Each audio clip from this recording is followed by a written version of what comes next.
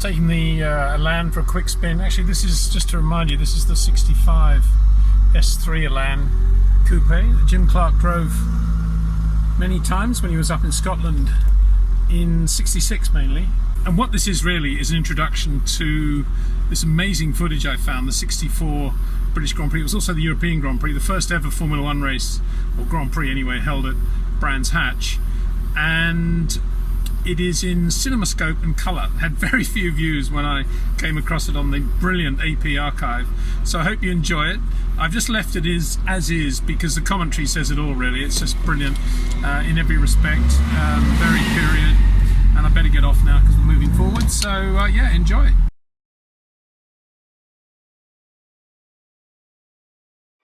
Cunningly avoiding the record traffic queues that built up around the area, Earl Mountbatten arrived by helicopter. As president of the RAC, he was naturally keen to be there to see the Daily Mail-sponsored British and European Grand Prix. Getting near time for the big race, incidentally the 5th round of this year's World Championship Series. Last-minute checks being carried out.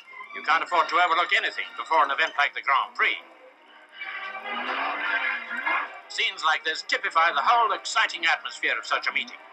How nostalgic must all have been for that great racing driver Stirling Moss. Time to move out to the grid and time to note some of the aces. Londoner Graham Hill, world champion in '62. American Dan Gurney, winner of the French Grand Prix. Jack Brabham, world champion in '59 and '60. John Surtees, 7 times motorcycle champ, now after the double. And Jim Clark, reigning champion and the youngest ever.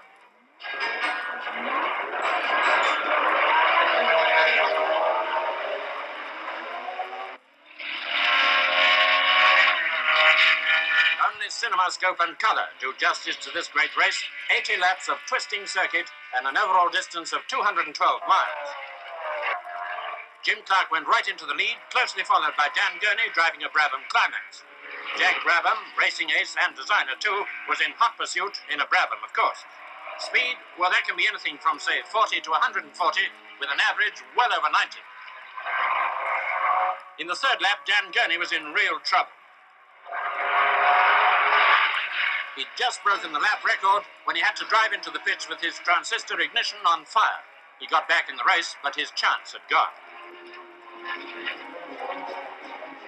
The circuit, just over 2.5 miles, is as tricky as they make them.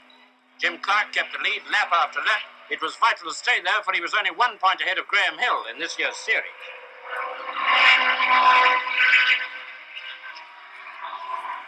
Car number 9, Bruce McLaren's Cooper, with its engine seized up. He had to retire. In the meantime, Graham Hill had moved up in his BRM. From now on, he presented a very dangerous challenge. John Surtees in a Ferrari wasn't far behind Hill. Now someone else in trouble. Trevor Taylor going to the pits.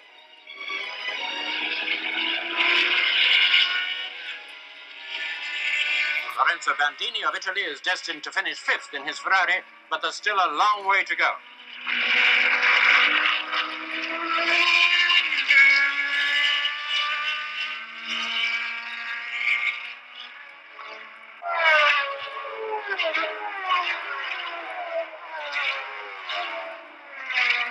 The glamour in the pits inspires good teamwork, on which so much depends in such a race. Mike Spence driving a Lotus in place of Peter Arundel, injured recently at Reims. Innes Ireland in a BRM. Like champion Jim Clark, he's a Scot.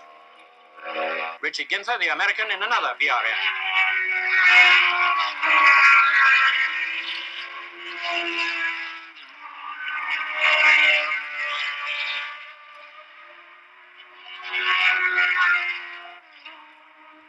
Out of 23 finished the Grand Prix, with John Surtees taking 3rd place. Brilliant driving, but he couldn't catch the 2 leaders. Nor could Graham Hill catch the champ, but it was a close call.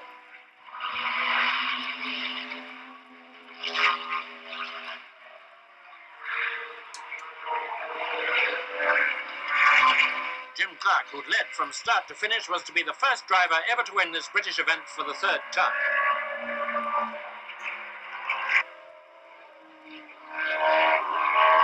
Made sure of victory, but it was by a margin of less than 3 seconds. A magnificent race won at an average of 94.1.